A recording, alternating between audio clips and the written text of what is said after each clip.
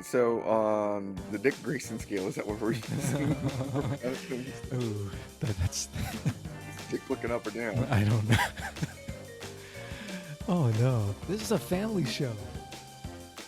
Here we go again. Time for everyone's favorite comic book podcast. We are the beer podcast with a comic book problem. It's Comic Books and Cold Ones. I'm KMac, and I am one half of your hosts. And I am joined today by my co-host, who I didn't think of a nickname for ahead of time. So we are going to go with, we'll just go with Poison Yek. It's kind of bad, but that's you today, sir. That was Looking sexy, by the way. half leafed if I've ever seen it, Mr. Chlorophyll Mac. You look a little itchy today, though. You're a little green in there. You as well, sir. So welcome back. How are you today? I'm doing very well, thank you. I'm looking forward to this show. This is, if you haven't guessed so far, we're going to do our special spring edition of Who Wore It Better, and we're going to feature two of everyone's favorite floral green characters. Two of the best plant-based villains of all the plant-based villains and characters in all of comic bookdom, and it will be going for the gusto of walking the catwalk for us to determine who wore it better. Will be representing the Marvel Universe. Will be who? KMac. Be the one and only Plantman. And who will be representing the DC Universe? For the DC Universe, we're going with Poison Ivy. So this is going to be a fun one. I was honestly very surprised at how much I liked reading about both of these characters. We are blooming for spring, just like KMac is at reading about plant-based villains here at Comic Books and Cold Ones. And we will go over our judgmental categories on reviewing those eventually. If you've heard one of these episodes before, you know we break it down for you by the tail of the tape to let you know who did wear it better in our opinions. But before we get all that going, by the way, we got some shout outs and show info to give out here. So if you like what you listen to, or want to tell us about beers or any other things, you can email us at cbcopodcast@gmail.com. Hit us up at Twitter at cbco_podcast, or like our pretty pictures of flowers that we're going to post on comic_books_cold ones on Instagram. Yes, those flowers are for you. So we have a shout out today to someone who has downloaded the show, not from Newport Richie, but from the original Gangster Richie, regular old Port Richie, Florida. So what is the difference between Port Richie and Newport Richie? Well, so first there was Port Richie, and then there was Newport Richie. Newport Richie is newer than the non-new Port Richie. And it's like a mile north.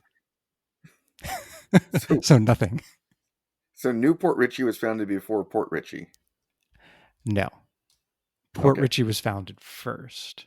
Okay. So we didn't go backwards in time. I didn't mishear that. I hope not, but I don't think so. And which one does our comic book related question character of Richie Rich live in? Ooh, he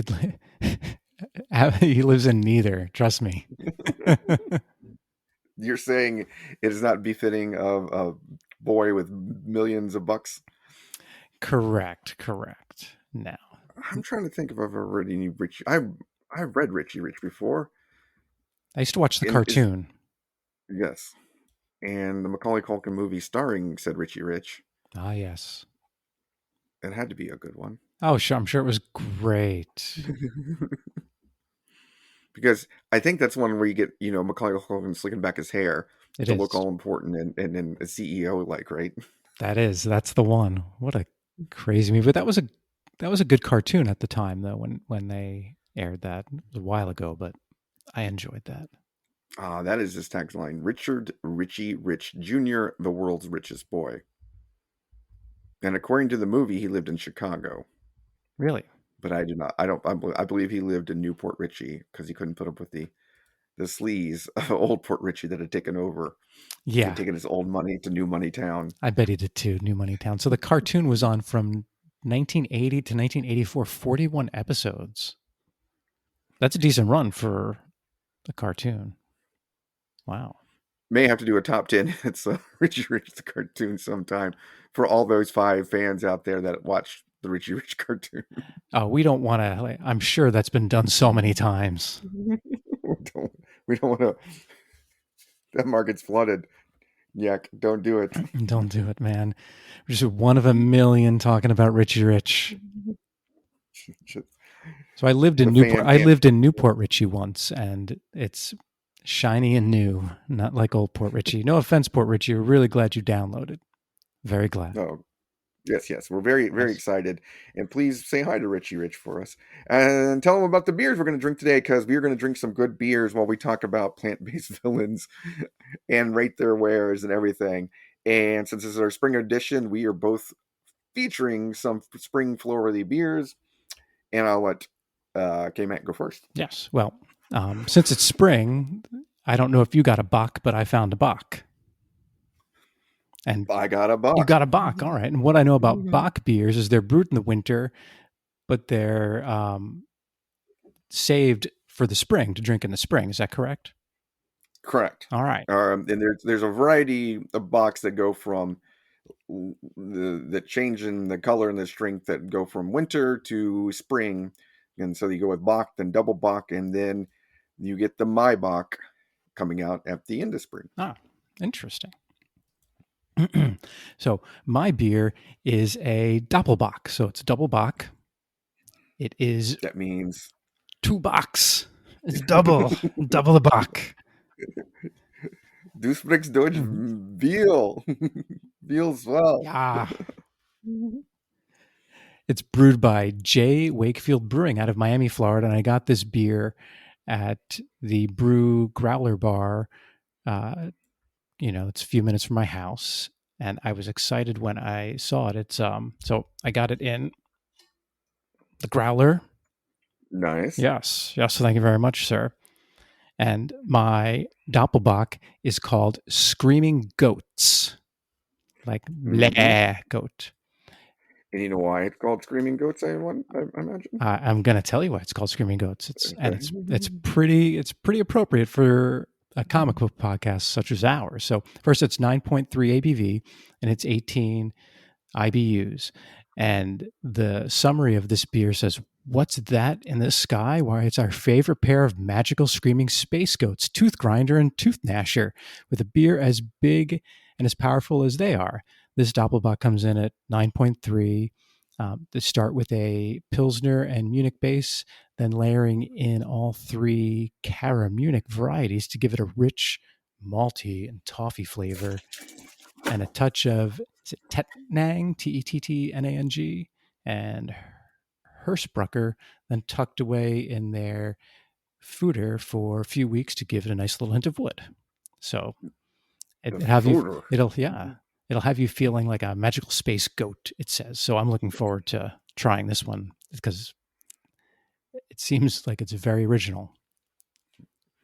Have you ever had it Go back to before? my other. I have not had this one from a brewery, but to go back to why it's named Bock, why it's named after goats, the German word for goat is Bock. Bock. And Nice. so you get a double Bock, so you get 2 goats. They name their goats after beer. I love the Germans.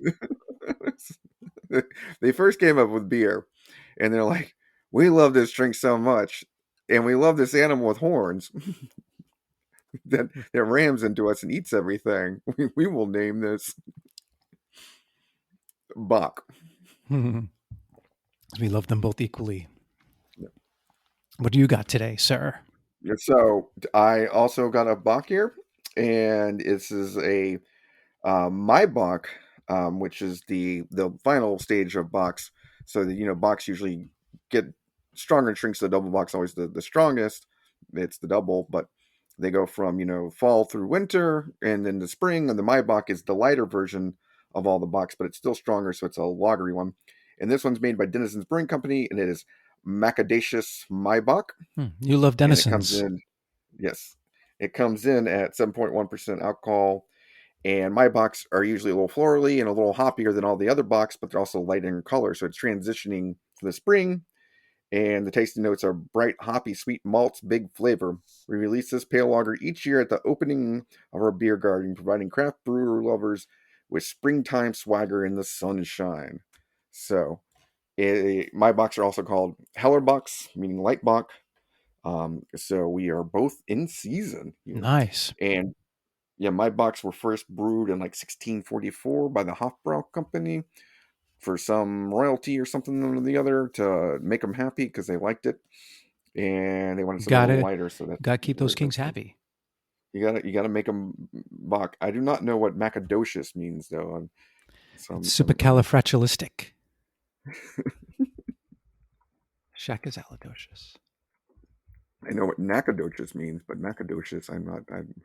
Macadocious is a musical artist who has a few songs from the album Pimp Until It's Perfect. Actually, that's a song. So there, I've looked it up here. Macadocious, doing good to feel good without any other benefit.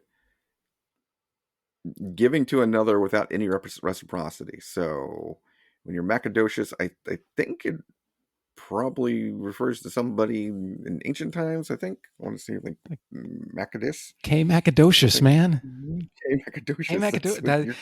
That you didn't give me that nickname from I the should get have. go is a failure on beat your me end, sir. You beat me to it, sir. But all right, let's crack these beers open and start talking some florally villains. And I didn't spend enough time coming up with plant puns, so so to get to the oak heart of the matter, we're gonna have to work on that. Mine's a dark Bock. Yes, that is the double. Double. So we are in the height of Doppelbock season. Doppelbock. So let me know how it tastes. It looks caramely. It is caramely brown. And I think in the description it said toffee. I can taste that as well. Yes, it's much better than the Amberbock that you can get at the grocery store. Oh, come on, man! Don't ever Amberbock. No, I'm not knocking it. I'm just saying this is a lot better. Michelob, man. This is the Michelob. It's the fancy Anheuser stuff, man. The Amberbock. It's the fanciest they get. Why got a bag? Why got a bag on the Amberbock, man? Mm-hmm. I drank a lot of Amberbocks. Me too. Possibly while underage. Mm-hmm. Possibly. There's a statute of limitations gone by on that of underage drinking. No. You in trouble, sir. I appeal to your legal scholarliness. It depends on if are you still living in a state in the 50 United States? Yes. Well, now you live in a city. No, I am not. Then you're free. I'm not. I am in a non-state. So yeah, I'm outside the law. But me and a buddy, we found out that we could find at a certain chain restaurant where I grew up, we could be served somehow if we were nice. Mm-hmm. And the price point that worked best was Amberbock. Nice for both of us. ADK maybe? No. This is big RUSH. Another friend. All right. But we would go and suck down some Amberbocks at this local establishment that had famous Monte Cristo sandwiches. Nice. It was very, very good. And that's more my love of Bocks began with the Amberbock and then moved to the Shiner Bock. And now I love all Bocks. And Bocks means spring, so that means April showers are here, bring Mayflowers, and along with Mayflowers comes plant-based other characters plants, such as poison ivy and men. Sorry, I'm just men. Bad joke. and plants and plant men. Okay, so we'll break down these characters. If you don't know about their background, we're going to give it to you. So, one Miss Poison Ivy, you've probably seen her in lots of Batman-related things, as she is a primary Batman villain. You've seen her on the small screen in the animated versions of Batman Adventures and the current release of Harley Quinn, where she plays Harley Quinn's girlfriend. Mm-hmm. And I forget who voices her, but it's awesome. If you Yeah. guys Oh, know it's what I'm very talking good. about. That show is Yeah, you need to spectacular. go. Check it out. She was also in the Batman Returns with George Clooney as Batman and Arnold Schwarzenegger as Mr. Freeze. Mm-hmm, mm-hmm. Played by one, Uma Thurman. yes, ex Mrs. Ethan Hawke. Yes. The bride, the lady from Pulp Fiction, other Uma Thurman things I can't think of right now. But Poison Ivy is now one of the mainstays of the Batman universe, and you probably know a lot about her, but you don't know her real name, maybe, and that is Pamela Isley, which I like because it plays on Poison Ivy, so her initials are PIPI. Yeah. It's funny how that always happens. Right? Yes, yeah, Lake Bell voices her on the Harley Quinn TV show. that's right. And I like me some Lake Bell. Yeah. She voices, like all the voices in that show, I think were chosen very well, and Lake Bell does a good job. And so, Pamela Isley hails from Gotham, or depending on when you read about her, maybe when she retcons, she's also from the Green City of Seattle in the North Pacific Northwest. Yeah.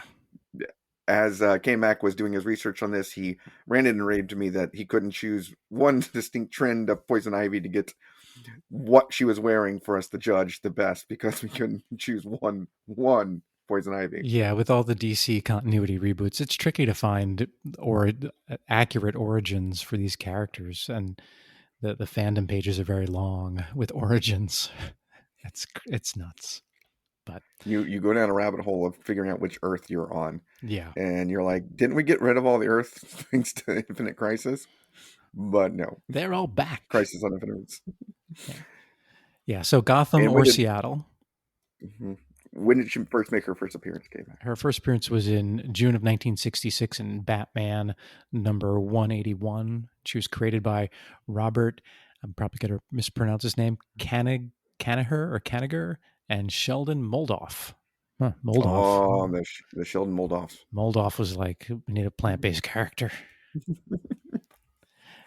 But she didn't start off as a plant-based character in that epic. Well, she's plant-based in her name, but she didn't really use plants in that debut origin issue. No.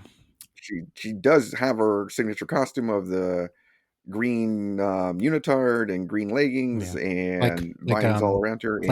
Plant Scarlet Witch. Shocking red hair. What also famously occurred in Batman number 181? Oh man, Batman had a double punch to the like he did his double scissor kick. He had double punch to the bad guys. I mean, that's what stood out to me. It is a sweet double punch.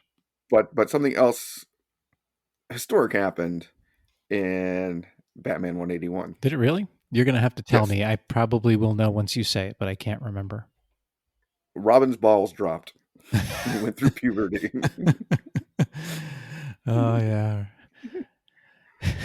Because they start out the Poison Ivy's whole gig is she wants to become the number one queen of the underworld, right? And Bruce Wayne and Dick Grayson are at a art exhibit featuring portraits of the top women of the underworld, and Bruce Wayne informs Robin to stop drooling, and he goes, "I can dream until I'm old enough to try to catch them, can't I?" And the number one, and so that's where Robin probably went to the bathroom at the museum. Yeah. So you're saying Dick's balls dropped? Yes. Yes. They got acrobatic and jumped off the trapeze like his family. So, but she wants to become the number one queen of the underworld by taking on the number one queen of the underworld at the time was Dragonfly. Number 2 was Silken Spider. And number 3 is Tiger Moth. And these actually become regular villains. They appear in this comic and then show up later on, and they also retconned in as a punk band in one of the comics that I read also, which is pretty cool. Oh, is that's in the retelling of her origin, right? It's not the retelling, but one of the ones in the 90s. Yeah. That came before that one, but yeah. Like a Poison Ivy year 1 type story, right? Yeah. Yes. In the Shadow of the Bat, yeah. Yeah. I believe it's Shadow of the Bat, yeah. But yeah. The other historic thing is, this is when we officially get Man Robin. Yeah, I noticed in the panels after he said that his voice was written a little bit deeper. It was lit a little Yeah, a deeper. little bit more bold in those letters. He's just just going through Robin lotion like nobody's business too weirdly. Uh, so, Poison Ivy, her current job, for lack of better word, she's been a terrorist, a vigilante. Sometimes she's been a reformed villain that's acted as a hero, not for too long. Now, her former job is she's trained as a what? She has a formal education as a guest Botanist or botanist. botanical biochemist or something to that effect. And what nicknames does she get? She has a bunch of nicknames. She's Dr. Green, Queen Ivy, Dr. Paula Rose, and Lillian Rose. So she essentially has her nicknames essentially variations on either her villain name or her real name. Of course, plant based. So Yeah, how you not know you're instantly with poison ivy when you see a redhead that goes right. by the name Lillian Rose? Come on, I don't have to be the world's greatest detective to understand that. And then her team affiliations over the time, she works with, of course, the Green, which is the interconnection of all the things in plant world in the DC universe. She becomes a member of the Birds of Prey, Secret Society of Supervillains, Joker, Justice League United, Wayne Enterprise is in various other organizations. Her significant others are she, as you know, dates Harley Quinn, Or dated. dated Harley Quinn, yeah. And she had a mother and father. Her father beat and killed her mother, which Mm. is the source of part of her psychosis. And where did her father bury her mother? In the garden. Of Yeah, course. of course. The mother really liked to garden and would garden with her, and that's kind of why she became a botanist. And then Poison Ivy eventually commits fratricide, or not fratricide, but patricide, and kisses her father and poisons him to death. Mm-hmm. Sure And she does. has lots, she has lots of buddies, including Harley Quinn and various other Bat villains. Um, what's her true main villain? Well, If you had to I've guess, had her true main villain, except for Batman, who she seems to be in love with in most of her early appearances. Her true main villain is all men. She just wants to kill all the men. yes, she hates men. Yes. She is a Gunayist. I think that's not a Gunay. Yeah, whatever the opposite of misogynist. Misogynist would be someone that hates women. She's Mrs. My Greek's failing me, Uh-oh. but that's what she is. That's what it is. You've heard it Yes, here first. that's what it is. Misandry. Misandrist. Misandrous. Yeah, that's Misandrist. Yeah. Thank you, Google. Google better than a classics degree, everybody. And then she rates on the IGN rank of villains as number Yeah. 64. One spot above Kang the Conqueror. Whoa. Yeah. I was like, what the fuck? Come on, IGN. That's not right. I mean, I'm not taking anything with Poison Ivy here, but really? I don't think so. Come Yeah, on. maybe. Did Kang make Robin go through puberty even when she was female Kang? Probably not. I mean, that takes a lot. Did Rick jo- Look at those tights. Look at those shorty shorts. It's hard to get him to go through puberty. There's so much tightness and pressure there. did Rick Jones go through puberty by beating Kang? I don't think so. We read that issue, and no, Yeah, they did it did not. not happen. He and the rest of the radio ham radio operating boys came out still under puberty after dealing with Kang. So +1 to Poison Ivy over Kang. I think so. Yeah, How you liking your beer? I like You my liking your beer. double It's bock? good. Yeah. It's definitely strong. I mean, I can taste the 9.3 ABV right off the Is it top. malty? Can you taste that toffee? Oh yeah, I can taste the toffee pretty well. It's Yeah. and it leaves a toffee aftertaste as well. So it's toffee on the front end and the back end. Nice. That is some springness for you. Yeah, my Maibock is a classic taste, a golden color. It has those. It has the slightly taste of bitterness at the end, but it's a florally bitterness with the florally hops, and it is. You can taste a little bit more maltiness in it than a regular kind of IPA or lager, and you can taste that it's a little stronger. I really like this beer. This is maybe one of Denison's best beer, I think. Have you had it before? I have had this before. Every spring, Oh, nice. I will go get a Macadocious Maibock. Because Maibock's may be one of my favorites. The Box may be one of my favorite styles. It goes probably English bitters, then it goes Box. English bitters. That's I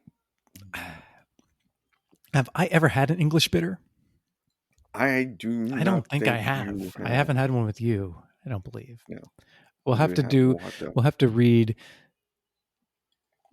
a British book, and we'll just do English bitters. Yes.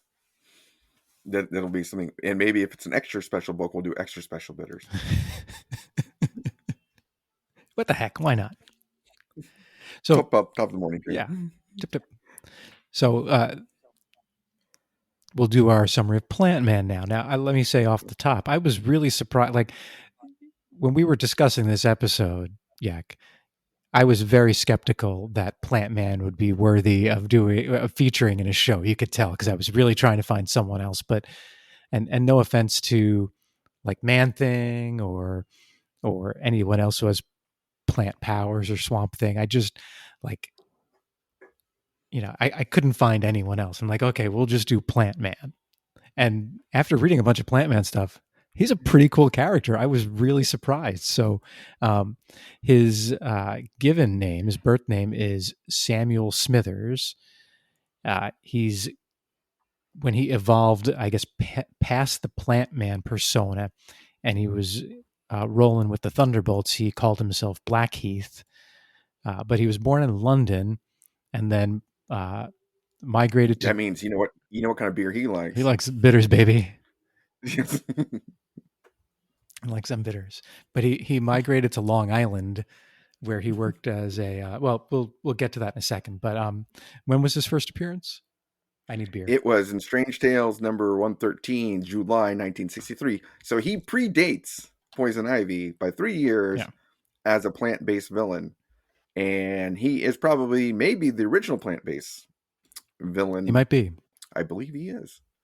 And that's the reason he was able to get trademarked Plantman really easily. So Plantman is like the Port Richie to Poison Ivy's New Port Richie. Yeah. She should be New Plant Woman. Yes. New Plant Richie. New Plant Richie Woman. Oh, I love these Plant Richies. These are great. And so Plantman was created by Stan Lee and Dick Ayers. His current job is he is also a terrorist, and I think they're both could be technically called bioterrorists. I think so too. They are trying to save the environment as much as possible. But predating that, his old job was a botanist assistant and an assistant gardener. Yes. Well, I think he was a full-fledged gardener by the time he became Plantman. But he got a job. He got a job in Long Island tending rich people's gardens, right? So he's a full gardener. He was the number one gardener. The boss gardener. Yeah, there was no other gardeners because he had enough time as a gardener to start fooling around to invent his plant ray. Yeah. That looked like sequiturs or shears. That's a good point. Yeah, they did have the appropriate look. We'll talk about that in a second. His team affiliations, just like Poison Ivy is related to the Green in the DC universe. Somebody at Marvel years later decided they liked that idea, so they came up with their own connection of all living things in the biosphere. And what is it called, KMac? It's called the Verdant Green. Woo. Which means the green. It's twice as green as the green that Poison Ivy. It's the Doppelbock to the DC universe's regular bock. It is of green. Wow. Everything's just tying in perfectly. Port Richie's Bock, Doppelbock. Perfect. So besides the Verdant Green, he's been part of the Magia. Who was the Magia again? It's Marvel Universe's Mafia. And this one was run by. Don't say that. Don't say that. You might get a visit. I'm so There's sorry. no such thing as a mafia. There's no such thing. The comic book code is going to hunt us down. So he was part of that group when Count Nefaria, I guess, did his best to reconstitute the group and picked up a bunch of like low level super villains. But he was also part Okay, of. Go ahead. I got a question on that one. Yeah. We've all seen Goodfellas, Yes. and so to get into the magia, Mhm. is it the same in the Marvel universe? Then you have to be able to trace your roots back to Sicily, even though he's from Italy. He's from London. Maybe not Italy. Like, so it's the same, but it's different. So And by alphabetically, roots, I mean roots. oh, your He roots. traces his roots. So if so, mafia has an F and magia has a G. So what Double G's. double G's? Yeah. So what comes after Italy alphabetically? Yeah, after Italy is Jamaica. Yes. So you have to be able to trace your roots back to Jamaica to make it into the Magia. Which might be possible since Jamaica is a former English It colony. is. Yeah. It makes perfect sense. And Samuel Smithers did have a ska band for a while before he went into the gardening profession. Yes, that's in Strange Tales 114 in his Yes. secret origin. So what other groups was he a part of here? He was part of the Empire, which is the invasion group of people from the Coati, of the plant-based aliens that were the offshoot of the Celestial Madonna story that are originally from Kree that got elevated by the Skrulls and chosen over the White Kree to inherit the universe from the Skrulls and trained up, which caused the Kree Skrull War eventually. Yeah. And so And in the Empire that they're talking about, this is when the Krees and the Skrulls united to fight them together. Did you read any of the X-Men stories on Empire? I have not. I've not read any of the Empire. I've been saving them. Saving them. To read them. If you ever skip ahead and decide to read one, there's one where they invade Krakoa and Magneto takes down the whole Coati army, especially their leader, and it's a cool use of Magneto. I would recommend it. Okay. Okay. But they're plants. They're How playing. does he take down plants? Oh, it's fun. Okay. It's good. And I theorize that Krakoa is just Plantman also. He might be. That's my theory. My theory. But he was also a member of the Thunderbolts, Hawkeye's Thunderbolts, and hung around those groups and various other criminal acts that he teamed up with and fell in and out of. But he is, despite being Plant Man and made fun of routinely by superheroes, he's pretty single-minded. That in like the Defenders episode in the 70s, when there's like a guy trying to brainwash all the supervillains, Plant Man's like, no, I don't want to be part of this crap. You, He's like, you guys are nuts. I'm out of here, you bozos. yeah. And then he tries to take over the New York again by himself with his plants, and almost gets it. He gets Doctor Strange and Nighthawk and the Red Guardian. Yeah, he does pretty well for himself, and we'll get into some of that, I think. But yeah, like I said, I was surprised at some of his schemes and how successful he was, or how close he got to being successful. He's a badass. But what is badass in plants? Would they be a bad bud?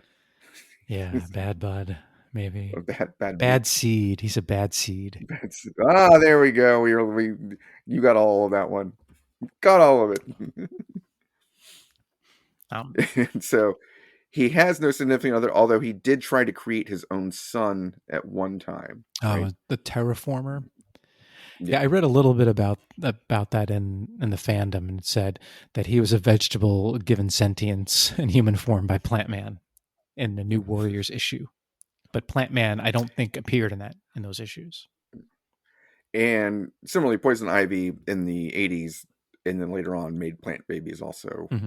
Plant living plants that could walk, which is a pretty impressive event. Yeah, and his buddies Oops, sorry. Go No, ahead. he did the same thing with some other things too. But yeah, some of his buddies, like we talked about before, Count Nefaria, he's hung out with a wizard, and then his Magia buddies were Unicorn, Porcupine, Eel, and the Scarecrow. And then we talked about him being allied with the Coati, and then there's another alien group called the Hill 3 or something, and that's in the name or the That's Submariner. best as I can say it. Yeah. Anything that's from Kunlun, I can't talk about.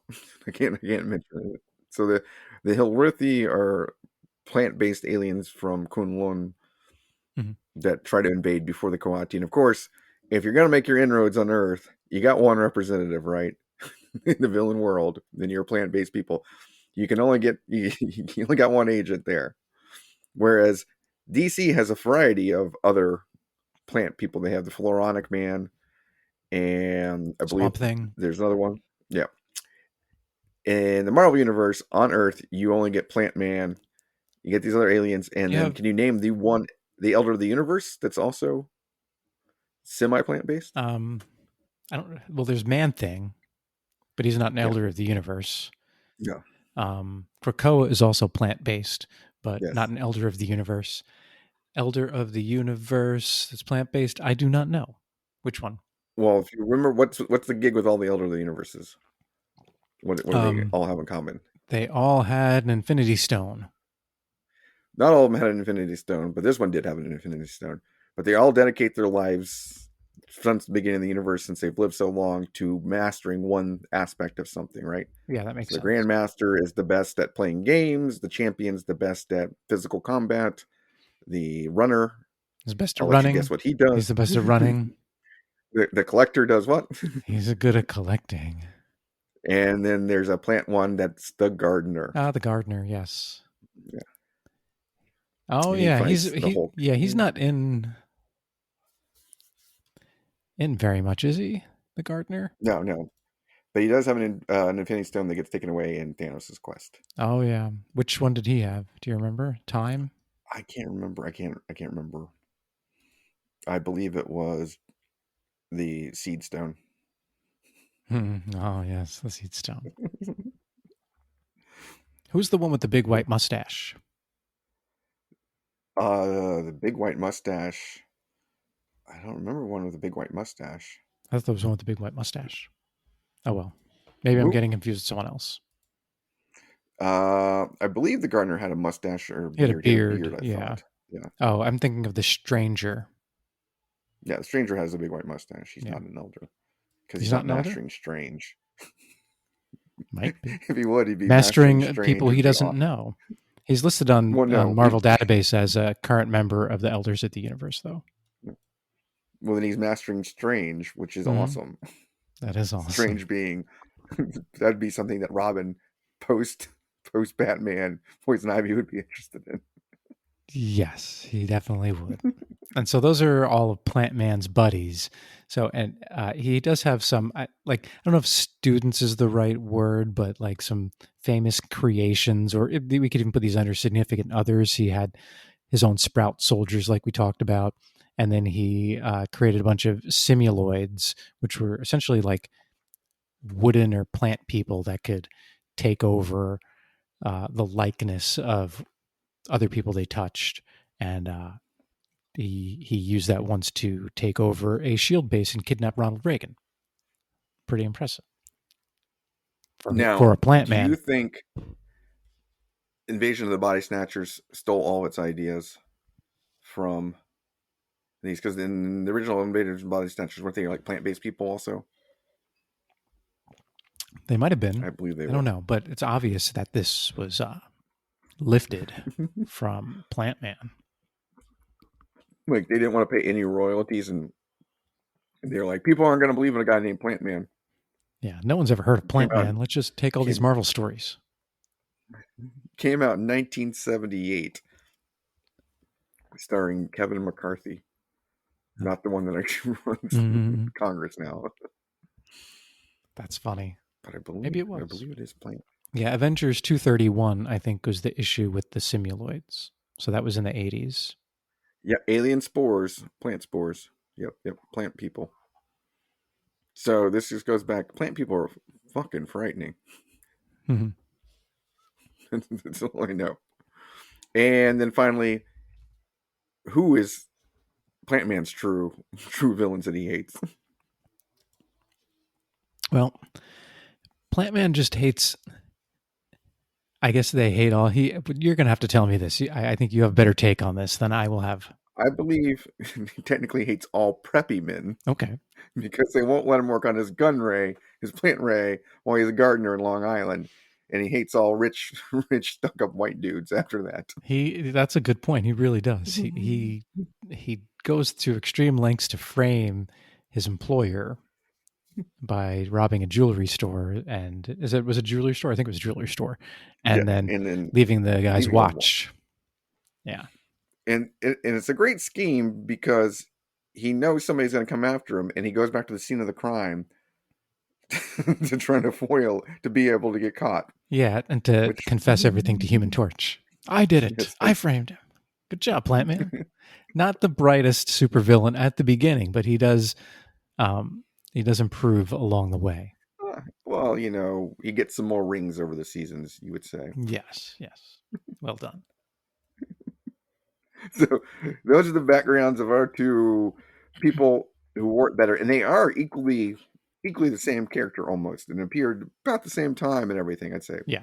So breaking it down on their origin, we briefly went over some elements of Poison Ivy's origin. That she started out wanting to be the top villain, and she took on Batman in a scheme, and then she got arrested, and she tried to take on Batman again by hypnotizing him. And we can tell she has some powers of being able to kiss people and come up with potions. Yeah. But this all gets retconned by her origin being that she was a botany student to Jason Woodrow, who became the Floronic Man, another plant-based character. Yeah. And he experimented on her, replacing her body elements with plant elements, basically turning her blood into chlorophyll. Yeah. Did I summarize that right? I think that's about right. Yeah. And so, and because of Jason Woodrow and her father, she hates all men because she feels like she was taken advantage of by Mr. Woodrow, which makes sense to me, because I don't think she consented to those experiments, if I'm remembering correctly. So you had to consent to be turning into a I plant? think so. I'm not sure the legalities of that, but I would expect. Well, I mean, but if your name is Pamela Isley, it sounds like you've consented to be experimented on to be turned into a plant. Anyway, Well, to become named Poison Ivy, right? Yeah. It's like when you name your kid Vinny the Fence, or what? Yeah, What's the the fence, destined to become. Yeah. So you're setting up your kid for becoming a plant-based villain in the DC universe. And on the other side of this, Plantman, as we mentioned, starts out as a gardener, works on inventing a ray to enhance the intelligence of species of plants. Yes. And he gets zapped with his holding his instrument while it's not working, and then all of a sudden it starts working, and he's able to zap plants and turn them into intelligence to follow his whims, so they get some level of sentience. And then eventually his body somehow starts morphing also into being a plant, similar to Poison Ivy, and then gets the same kind of abilities as Poison Ivy that doesn't need his plant gun anymore. Yeah, and once we get into powers, I have some questions about that. Yeah. So those are the two origins. I got questions. Yes. So who do you like better? Do you like Poison Ivy's origin of getting experimented on men, or Plantman just being like, I want to make a plant gun? Well, they're both good origins, right? I do like the random wackiness of Plantman's origin, where he's just like the only thing he can be is like a gardener, but he can create this gun that allows him to control plants and make plants sentient, like make trees get up and walk away. Like, that's pretty impressive for a gardener, I gotta say. Says a lot about the English education system, I will say. It does, because he could only be a botanist. Imagine if he became a full botanist, what he could do. Yeah, the MCU, the Marvel Universe, has great education system in London. What about you? Yeah, I see. Poison Ivy is the classic villain where, yeah, she's got childhood trauma that causes her to go through this thing, and then she gets young adult trauma, and so that's classic comic booky, but it doesn't involve pissing off a bunch of the Long Islanders in their gardening. So I kind of lean towards Plant Man. Yeah, Like, look, I'm doing your gardening already. So what if I waste some time inventing my plant right. array? Leave me alone. Let me do my stuff. I love how his first matchup was against the Human Torch. He's Plant Man, and he has to face the only fire-based hero in the Marvel Universe right off the bat. Well, that's the way Stan Lee rolls, right? He's Yeah, got he to have his does. juxtapositions, yeah. He does. He does. And I do like Poison Ivy's original origin of where she just wants to be the queen of the underworld, Yeah, and she's got no other gimmick other than she's got henchmen she does always have and green henchmen. tights Yeah, and green tights. lipsticks. And she makes Robin's balls drop. So this Well, is a tough one. This is a tough one. that's not hard. Well, maybe it is hard. I don't know. I wasn't there. Well, Robin, that's what I say. Robin could tell you not. Uh, yeah, yeah. I'm gonna go with the Plant Man wackiness. But All right, we'll go with Plant Man wackiness. Winner, Plant Man, in the origin of who or it better. So that brings us to powers. And I'll let you break down some of the powers here. all right, well, Poison Ivy has the ability to hear and speak the language of plants. She can control them, and they do what she says. She also is able to create like toxins and potions, and she can control pheromones, which is how she makes men fall in love with her. She can also she also has toxikinesis, which means um, uh, like she can kill people with a touch. And she's also immune to toxins, so she is pretty powerful, and she also uh, ages slower than normal people. So Like a sequoia. she's like super soldier Sequoia. And she can also regenerate limbs that have been removed from her body. But I think the two most powerful things she has, like I said, is they call it chlorokinesis, where she can control plants, and the pheromone control, where she can kind of seduce men, and maybe women too. I don't know, but and make them do what she wants. Like she's making dudes jump off buildings, and um, essentially that's how she gets a lot of her goons. She gets them through Yeah, that control. and she doesn't mind just kissing people. Yeah, yeah. She's not worried about COVID. No, she's not She'll worried just about want to come COVID at all. and No, she'll just come and kiss you. no, not worried about mono. She'll, She's not worried about mono. yeah, she's not worried about the kissing disease at all. So yeah, and the source of her things, as we mentioned, is she's become plants, and so her body's able to manufacture and do these things because she's now pretty much just a plant. And those are the great abilities. Plant Man, similarly though, starts out with only being able to control plants through his plant ray, and then eventually he also develops his own plant poison called Pretty Poison that he uses on people. Mm-hmm. And eventually, as we mentioned, he morphs into basically what Poison Ivy is. He's able to do all those things, pretty much control plants by will, is a more plant-looking person, and able to grow things and talk to plants and communicate with them. Yeah, when did he get those powers? That starts basically in the Thunderbolts run when he starts to transition over to being a plant. Yeah, That they put him under analysis, and he turns from 40%. They found out he's 40% plant, then he becomes all plant. yeah. I mean, I felt like there's something missing in between, like his battle with the Avengers and then that Thunderbolts run. I didn't see much in between, and suddenly he's like he has his own ray guns powers. Yes. Yeah. Well, we're gonna have to write Plantman the hidden years, the winter years, Camouflage years.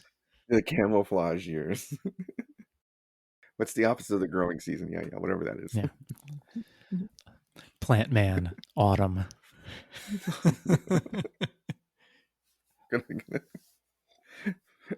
Now, do you think A plant man for all seasons. All right, enough. Go ahead. to keep their powers up, Yes. since they are plants, and I am an amateur gardener myself, No. you have to fertilize and give food. They don't just need water and CO2, they need extra nutrients from fertilizer. Do you think they just sleep in cow shit every night?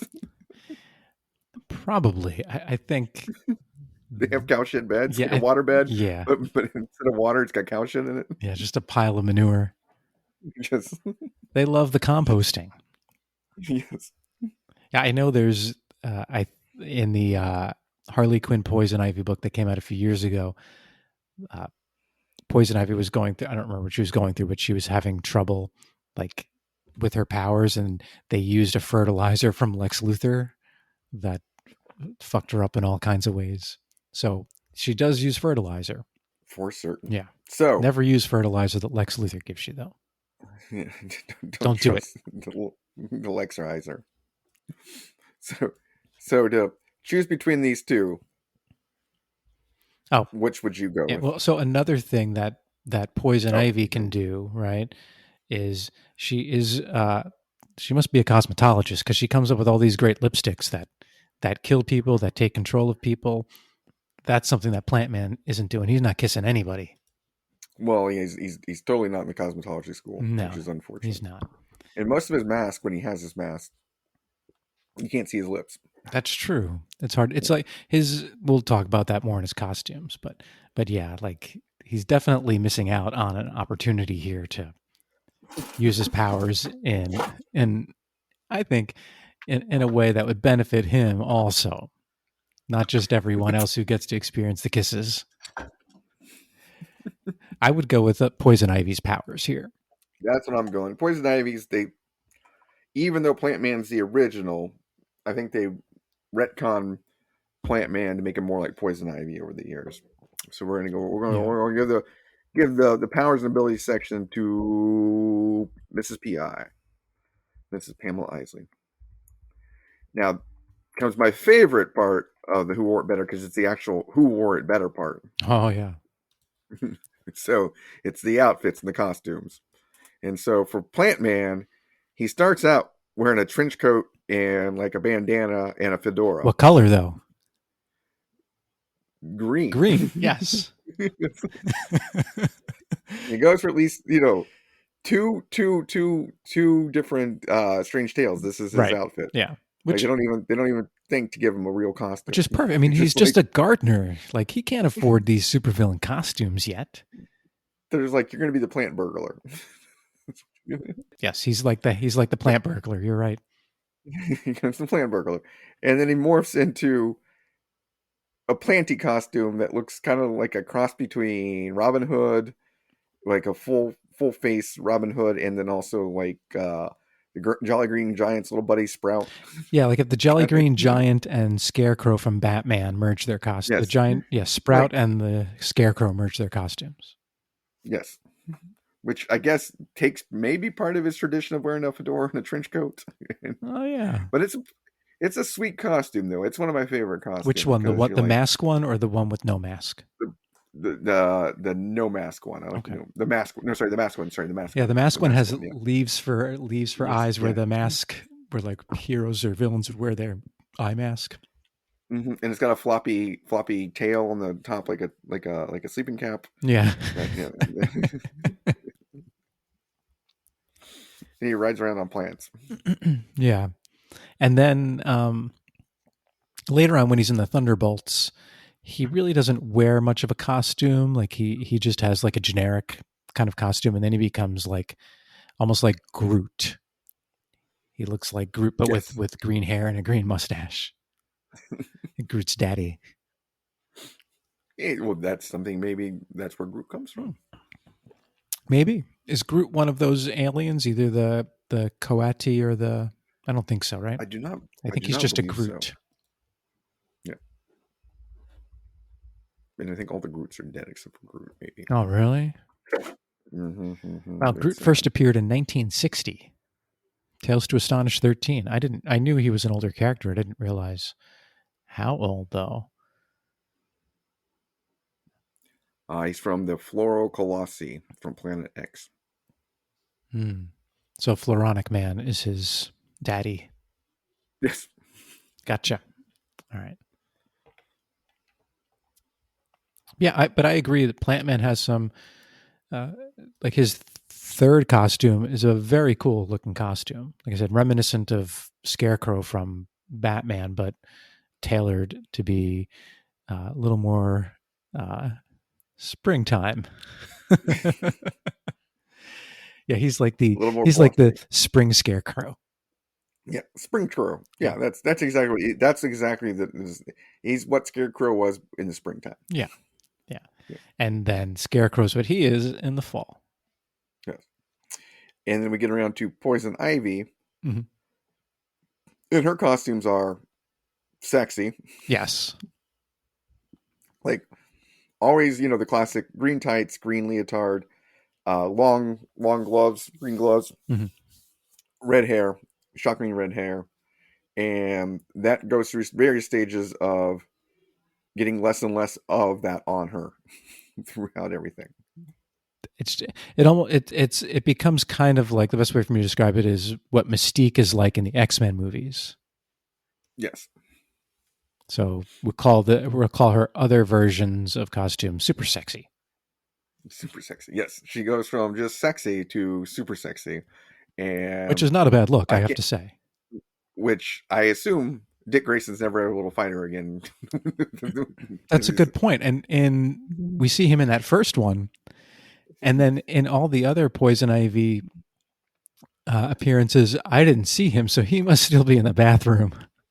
I gotta go, Batman. I can't be here. Well, did you read I can't remember which story it was, but it was the story with where Floronic Man busts her out of Arkham. Did you read that one? I didn't get out to read it. So Floronic Man busts her out of Arkham, and it might be his first appearance. It's Shadow of the Bat 56 through 58, and issue 57 is called Reefer Madness. Right, so the three issues are all about pot, and yes. Floronic Man was brought back to life, and the guy who was watching was just blowing marijuana smoke in his face and growing. So he was regenerated around weed. So he's like the main weed dealer and supplier in Gotham City, yeah. And it's not Dick Grayson, it's Tim Drake trying to save his friend from smoking marijuana, and it's written almost, and it's. I don't remember what years those came out, but for the 90s. The 90s. Yeah. So it's interesting that it's really talking about why marijuana should be legal, but not for teenagers. That's essentially the moral of that story. It's funny. Everybody but teenagers. And little do they know, now you can get weed pretty much anywhere. Yeah. Yep. All right. This is a tough one. So on the Dick Grayson scale, is that what we're using? Ooh, that's. So we have this. Is Dick looking up or down? I don't know. Oh no, this is a family show. Yes. Oh, by Dick I mean Grayson. Have the flying Graysons landed? Yes. The future flying Grayson. Yes. So, Plantman has a really cool third costume. Yes. Right. His second costume, not so much because he doesn't have the cool mask. Really cool third costume. Poison Ivy's costume gets less and less. Gets less and less, yeah. Which isn't a bad thing. This is kind of a tough one because I do like that Plantman costume, but I also like Poison Ivy. Yes. What can we do? Don't be influenced by the Uma Thurman Plantman costume or Poison Ivy costume in Batman Returns. Don't worry. There've Don't been let that shininess there've been influence you. no other live action Poison Ivies though, right? She's the only one, I think. I assume she's in Gotham also, but I don't know. Oh, interesting. I did read on Twitter this week Katie Sackhoff wanted to play Poison Ivy in whatever movie it comes out. Oh, neat. Ivy Pepper played Poison Ivy in Gotham. Mm-hmm. I don't know who that is, though. I do not either. But she has Pepper is part of her name, which is interesting. And Ivy's part of her name too. Oh, I've had a lot of beer at this point. You missed the lead, man. I did miss the lead. So let me tell you about this beer I'm drinking. It's really good, and it's 9.3 ABV. Yeah, they don't name her Pamela Isley. They name her Ivy Pepper. Oh, that's the character's name. Gotcha. Yes, that's the character's name. Okay. Well, who plays the Ivy Pepper? Jesus Christ. Let's see who's playing. Oh, they call her an eco-terrorist, not a bioterrorist. So. That makes sense. Oh, I forgot Pinkett Smith was in.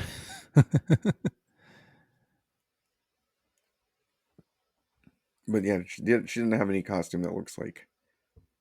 She has kind of a shiny green costume, so. Maggie Giha, right? Is that the actress's name? She was in 23 episodes of it. That's pretty impressive. Yeah. Well, that's when they did, they'd show up and not do anything, and they'd be like, oh, yeah. Yeah, that's why I only watched half a season of that show. Or maybe one season. I just couldn't. It's all very slow moving. And it has no Batman. There's that too, yeah. And Batman's a whiny little kid, which I didn't like. And Commissioner Gordon is just a kid who has no place to go. Peyton List played her. Really? Peyton List. Yeah. Are you sure? Yep. She was in a lot of Disney stuff. I did not know that. Yeah. I didn't know you were such a Disney-ophile. No, she was... The Green Kingdom. Yeah. Gotham's Peyton List, born 1986, has the same name as former Disney actress Peyton List, born in 1998. Okay. There's also a younger version. So there's two... I thought they couldn't have the same name, like actors and actresses. Them's the rules. Yeah, so the Peyton List in Gotham is not the one on Disney. Yes. All right. That got way too complicated. Who cares? Who has the best costume? Yes. Okay. So we're both guys here, right?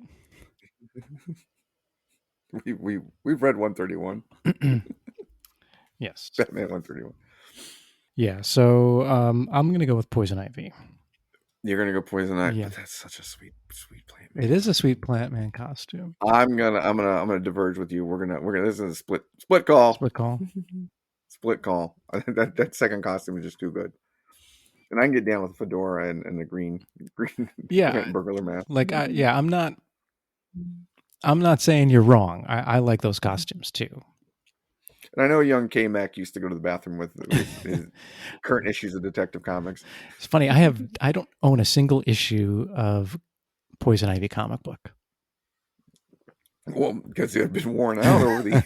I never owned an issue of Poison Ivy comic book. No. And my Psylocke, my comics with Psylocke are all intact. And Rogue, all intact. All good. Mm-hmm. So we'll go to weapons and tools. All right. This comes back to Poison Ivy basically doesn't use any weapons other than her plants. Yeah. And lipstick. Whatever her toxins and things are. Yeah. She makes. Yeah. So she has, because she doesn't need weapons, I guess, is the important part of that. She's powerful enough with her plant control and her mind control to not need, weapons outside of her body. Whereas Plantman developed a ray gun that controls plants that look like a Paris secateurs, which is the name for plant clippers. The neat thing about that gun is the first time he made it, it didn't work until it was struck by lightning. Yes. Right. And I think it was revealed in the Namor the Submariner issues that plant alien species, the other one, the H1, caused the lightning to strike the gun so he could take control of the plants. Yes. So that gun gets destroyed by the Human Torch, right? The plant's destroyed because the Human Torch makes a flare and the plants get mad at Plantman and destroy the gun. Then he makes another one on his own that does the same thing without the help of lightning that we know of. And then he makes various versions going forward because it changes over time what it looks like. Yeah, and he makes one that's so big it has to fit on a submarine. Yes. That he uses to make a coral reef into a Leviathan, which was impressive, to attack London. And he also made a giant plant monster to attack the Avengers, but Thor destroyed that giant plant monster, I believe. Yeah. So what's more important? Is it that, you're powerful enough that you don't need all the extra weapons and tools, that your own internal power is enough, or that you... But we've already covered powers. Yeah, that's true. This is accessories. So when you're walking down the catwalk, you have yourself, you have clothes, and then you have your accessories. Are we going to talk about Poison Ivy's accessories, or we'll just leave that to Dick Grayson's imagination? Yes. Those are accessories, not accessories. Ah, yes. Well done.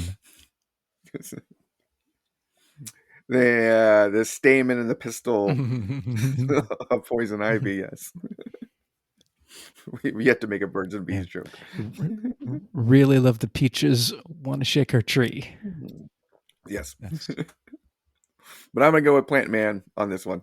Yeah, I'm going to agree with you on that because it does say something for Poison Ivy too. She doesn't need weapons, but because she doesn't need weapons, Plantman has better weapons, but Plantman also has really cool, badass weapons. Yes. Well, I'm going to go back and give costume to Poison Ivy. I'm going to go in agreement with Poison Ivy there. All right.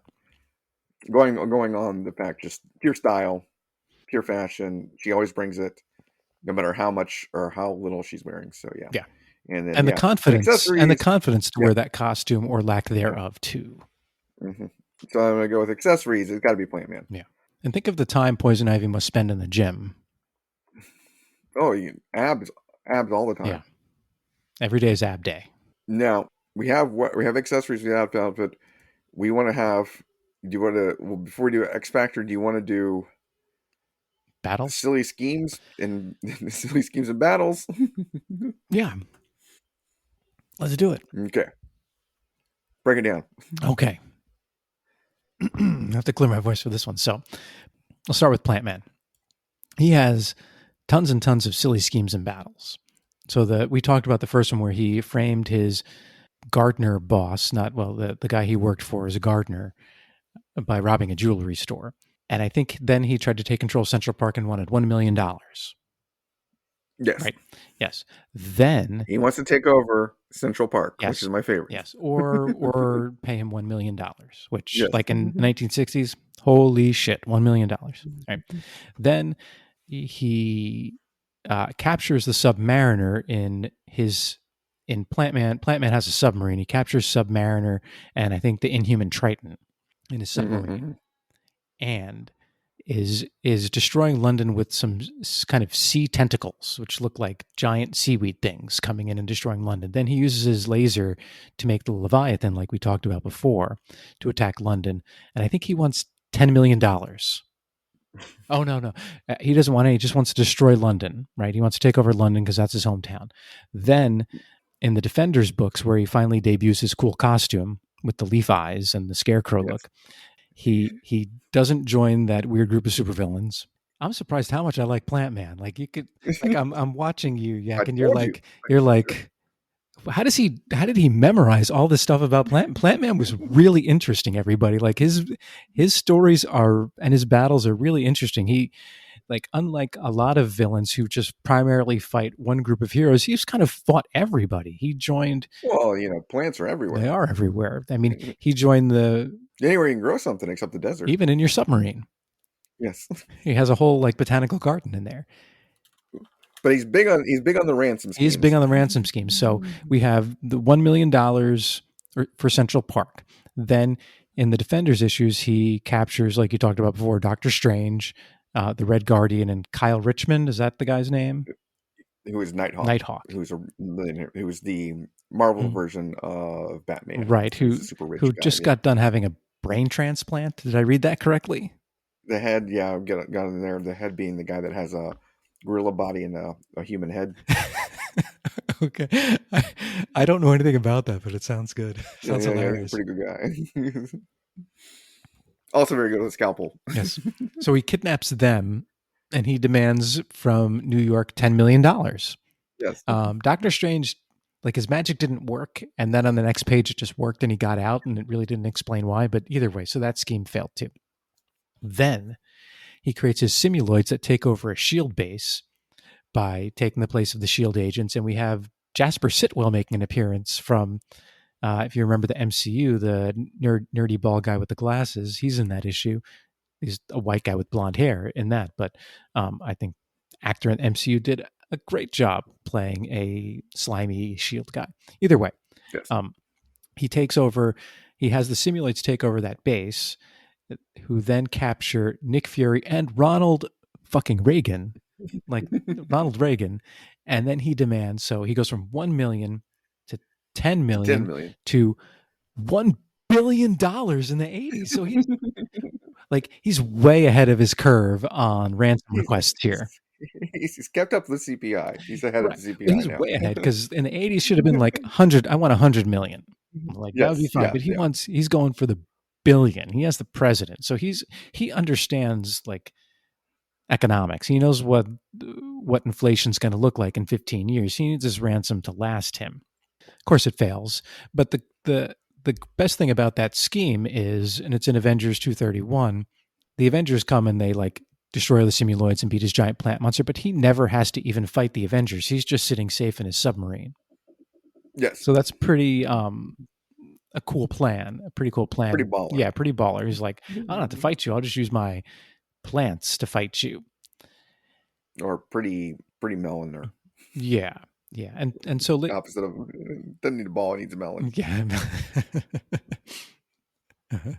And then in Thunderbolts, he lost the battle to the Crimson Cowl, who is Justin Hammer's daughter, and that's a story I don't really.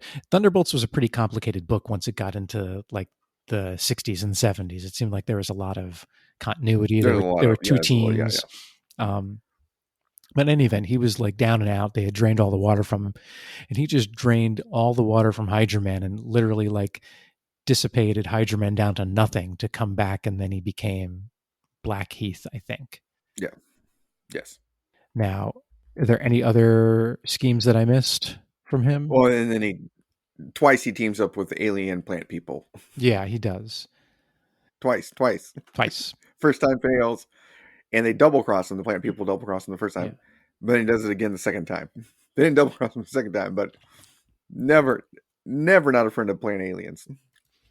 Right. And it seemed like he turned good and then he turned bad again. Yes. Right. And I don't To quite some know. extent. Yeah, I don't quite know the reason. I think it's just he became like are plants ever bad? Right. He's plants over people. He's vegetarian. He's pro herbal. He is pro herbal. He's an herbalist.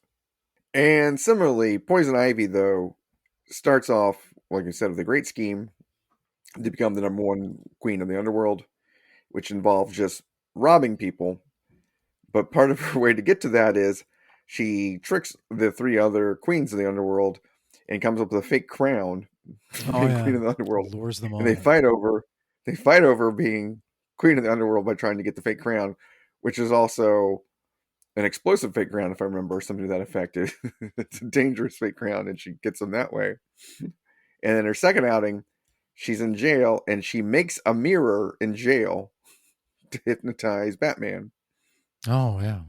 She sends it to him, and he sends it back to her, and she's all brokenhearted about it, but then she gets in his head like that. Somehow she can always get in his head. And she breaks him out. She gets broken out, and she goes on a stealing phase. And in the future, she finds ways to get plants to steal from rich people. and then steal from rich people. So she's pretty much not the same as the ransom thing. Instead of stealing from, instead of holding something for ransom, she just takes the money and jewels, and that's her main scheme until she becomes a bioterrorist and decides that she wants to save all the plants. That's kind of her whole gig. Yeah. But she does have the ability to make a mirror in Arkham. That's pretty. That takes a lot of sand polishing. Yes. So some other things that she's done, which are pretty impressive. So in the Hush story, you read Hush, right? Yes. So in Hush, she managed to use some kryptonite lipstick to kiss Superman and take control of Superman, which honestly pretty impressive if you're taking control of Superman and using him to fight Batman for you. And then there's a Batman Volume 3 story where Poison Ivy put something in the vegetables that everyone ate and took over the entire world except for Batman and Catwoman. Did you read that one? I have not read that That's one. a really, really good story. So she takes over the entire world and she's talking through everyone, and she has Superman following Batman and Catwoman around, and eventually, like, Superman kills Batman, but then they bring him back to life, and the only way they really stop Poison Ivy is they wake up Harley Quinn, who is able to talk Poison Ivy down from controlling everybody, but she's sending like flashes and Green Lanterns after Batman and Catwoman. It's really, really well done. All right. Those are a lot of good schemes from both of them. Those are some silly schemes and antics. Who are you going with? Now, you have to ask me to go first? Shit. Yes, you're leading the way on these.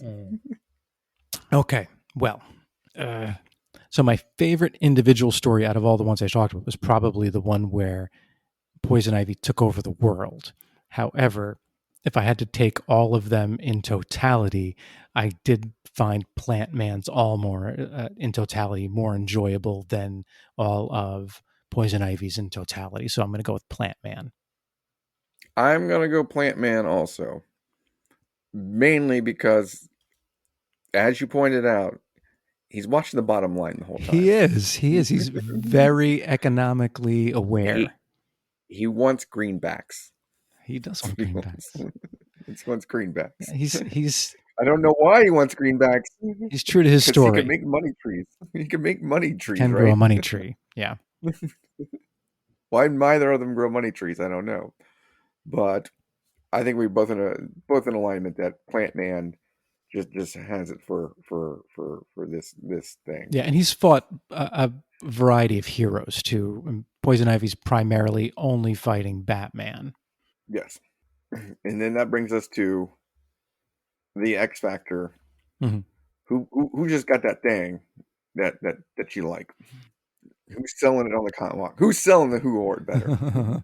Well, so like I said before, my single favorite story out of all the ones I read was the one where Poison Ivy took over the world. So I'm going to give Poison Ivy the X Factor just because on the catwalk with that single story, it just did it for me. I'm going to go Poison Ivy also, just because she changed Dick Grayson forever. She did. That's her power. She wants to be queen of the underworld. That was her whole motivation. And she tricks them into wearing a crown that explodes. Genius. That is genius. And in her origin story, there is a panel where she's in front of Batman and Robin. In the next panel, she's on a roof climbing somehow. Oh yeah. So, right away, like that. She's quick. So somehow she get on top of a 2-story slanted roof in no time. Whereas I've never seen Plantman do that. He had to mumble and grumble about something before he does anything. Right.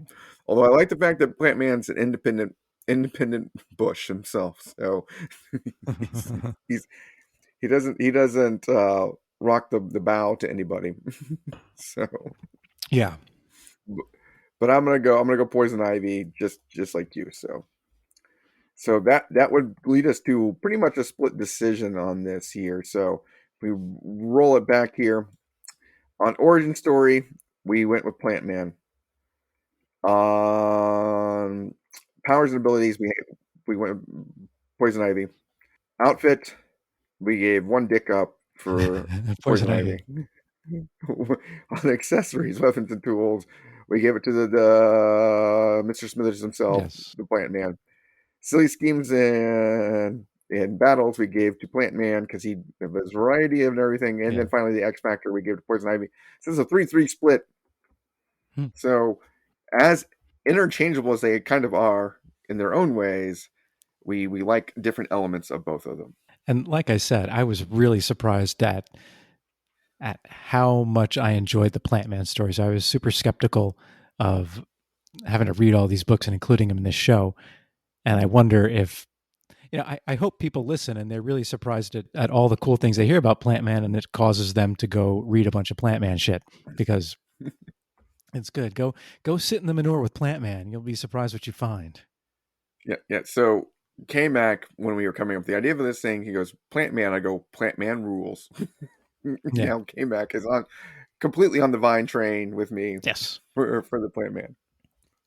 Yep. I've taken the pretty poison. I'm all on board. You put your taproot down and you're stuck. Mm-hmm. So if you liked all these random things that we talked about today, and the beers we drank, the Maibocks and the Doppelbocks and all the Bocks and all the dick jokes we got away with today, you can email us at cbcopodcast@gmail.com. Send us your dick jokes. Send us your penile references at cbco_podcast on Twitter, or send a picture, but not that picture. We don't want any Instagram. Pictures of the Flying Graysons. We do not want any pictures of your main vein root on Instagram at comics_cold ones. Yeah. Now, if you're into cosplay, please send us your Poison Ivy pictures. We'll take those. Yes. But thank you, everyone, for listening. And just to go back through it again, we'll do this for 1 second. No main taproots. No taproots. All pretty blossoms. Yes. All the buds you want. Yes. All right. And thank you, everyone, for listening. Enjoy your spring. Drink a bunch of Bocks. Drink them all. We'll be Bock.